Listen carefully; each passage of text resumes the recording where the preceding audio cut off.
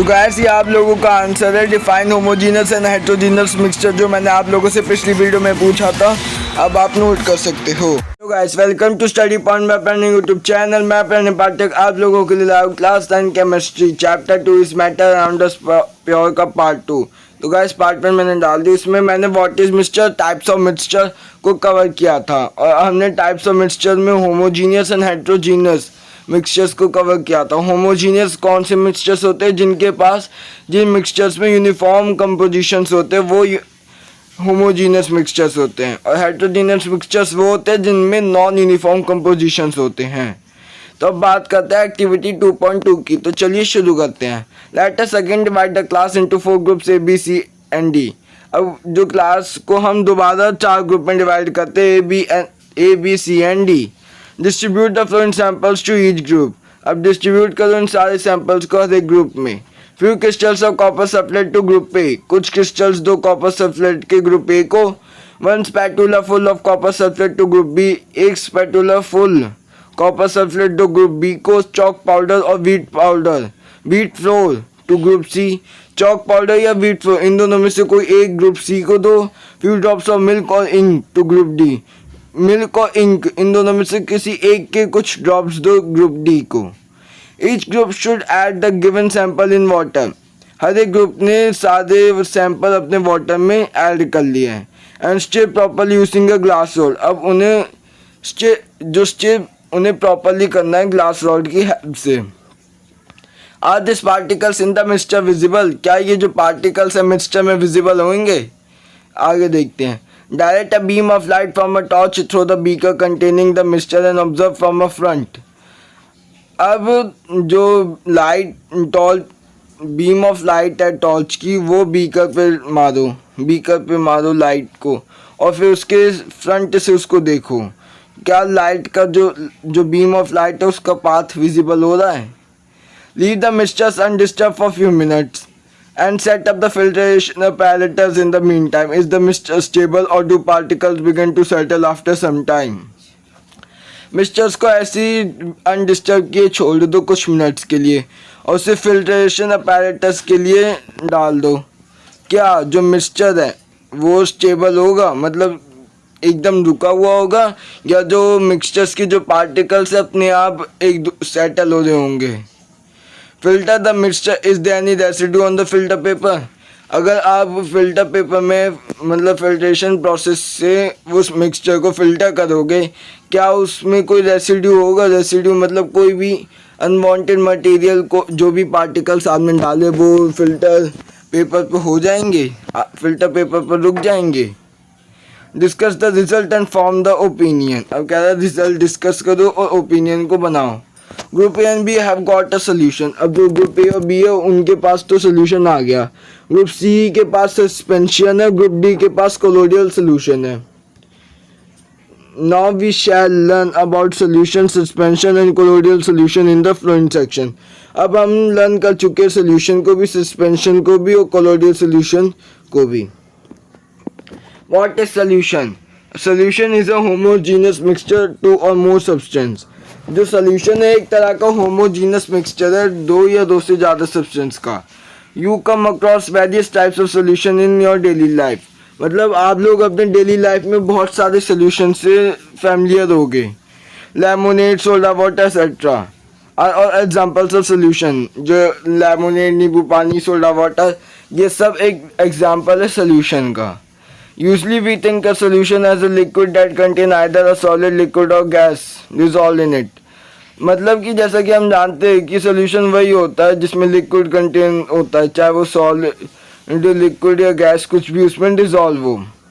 क्योंकि पानी में अगर हम वाटर में अगर हम शुगर के क्रिस्टल्स डिसॉल्व करते हैं तो वो एक तरह का शुगर के क्रिस्टल्स तो सॉलिड ही है ये, और वाटर में ऑक्सीजन भी डिसॉल्व होता है तो वो गैस हो गया।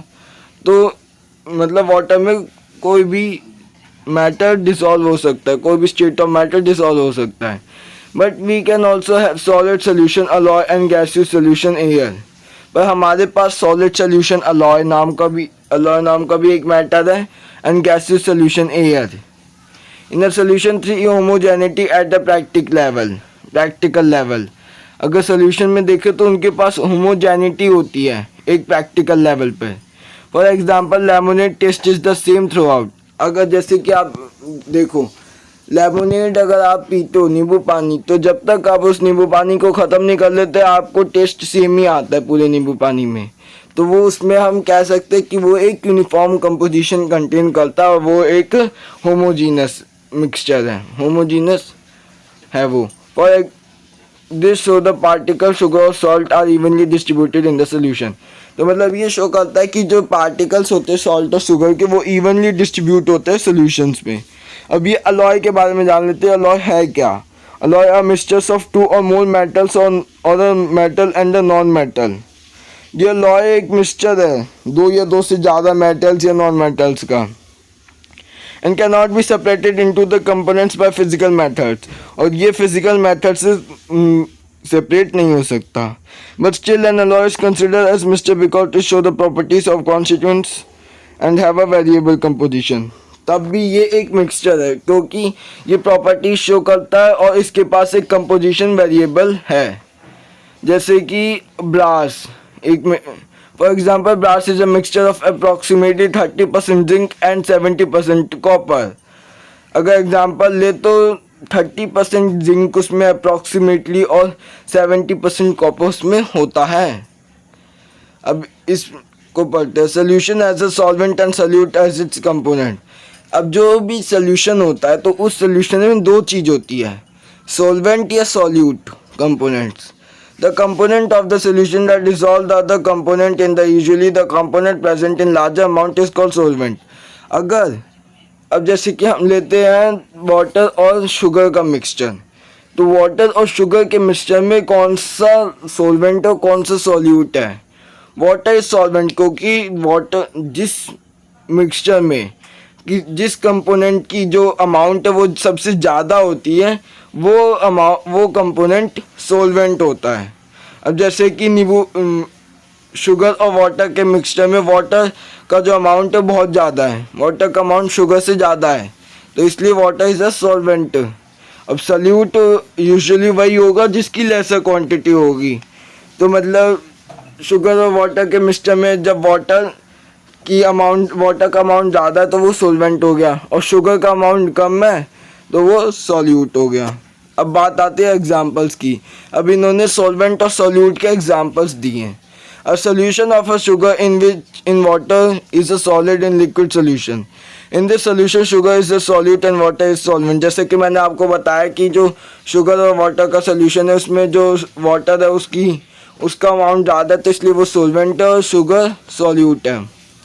A solution of iodine in alcohol known as tincture of iodine has iodine solid as solute and alcohol liquid as the solvent। Iodine और अल्कोहल का सोल्यूशन देखते हैं तो ये सोल्यूशन कहलाता है टिंक्चर ऑफ आयोडीन। ये जो आयोडीन है ये सॉलिड होता है जो कि होता है सॉल्यूट, इसकी जो अमाउंट होती है वो कम होती है, और अल्कोहल है लिक्विड और इसका जो अमाउंट है वो ज़्यादा है तो इसलिए ये सॉल्वेंट हो गया। Aerated drinks like soda water etcetera और gas in liquid solution. These contain carbon dioxide gas and solute water liquid as solvent। Aerated drinks जैसे कि सोडा वाटर एसेट्रा, तो इसमें गैस और लिक्विड सोल्यूशन से बनकर मिलकर ये बनता है। तो इसमें जो कार्बन डाइऑक्साइड होती है गैस, ये एक सॉल्यूट है और वाटर सोल्वेंट है। Here is a mixture of gas in gas। Here is homogeneous mixtures of number of gases. Its two main constituents are oxygen 21% and nitrogen 78%। The other gases are present in very small quantities। मतलब जो air है हमारी वो बहुत सारे gases के mixture से बनी है, तो उसमें जो सबसे मेन गैस है वो नाइट्रोजन और ऑक्सीजन है। नाइट्रोजन 78% है हमारे एयर में और ऑक्सीजन 21% है। अब बात आता है प्रॉपर्टीज़ ऑफ अ सोल्यूशन। इन सोल्यूशन की प्रॉपर्टीज़ क्या होती है? A solution is a homogeneous mixture. एक सोल्यूशन जो होता है वो होमोजीनियस मिक्सचर होता है। The particles of a solution are smaller than 1 nm 10⁻9 metre 10⁻⁻9 metre in diameter, so they cannot be seen by naked eyes। तो ये जो पार्टिकल्स होता है इन सोल्यूशन को बहुत स्मॉल होता है 1 nm। इसका मतलब भी बताया 10⁻⁻⁹ मीटर इन डायमीटर में। तो ये बहुत मतलब हम इसमें अपनी नेक्ड आई से नहीं देख सकते। Because of very small particles they do not scatter a beam of light passing through the solution. क्योंकि ये बहुत स्मॉल होते तो ये स्कैटर नहीं होते बीम ऑफ लाइट से जो सोल्यूशन से पास होती है। So the path of the light is not visible in a solution. तो इसलिए जो पाथ है लाइट की वो विजिबल नहीं होती सोल्यूशन की। तो आपको आई होप इसमें एक्टिविटी 2.2 के आंसर्स मिल रहे होंगे। The solution the solute particles can not be separated from the mixture by the process of filtration. अब जो सॉल्यूट पार्टिकल्स होते हैं तो वो सेपरेट नहीं हो सकते मिक्सचर से by the process of filtration.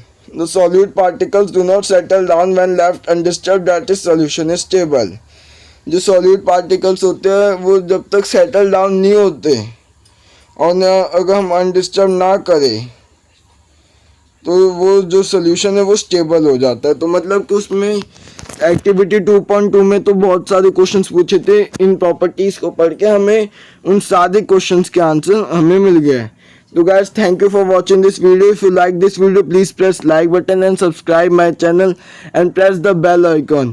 Whenever I will upload a video, you get a notification on your mobile. And guys, इस वीडियो का लाइक टारगेट 75 है, तो प्लीज़ लाइक टारगेट पहुंचवा दो। तो गाइस, ये आप लोगों का नेक्स्ट क्वेश्चन है। Solution is dash mixture. आपको फिल इन द ब्लैंक्स करना है।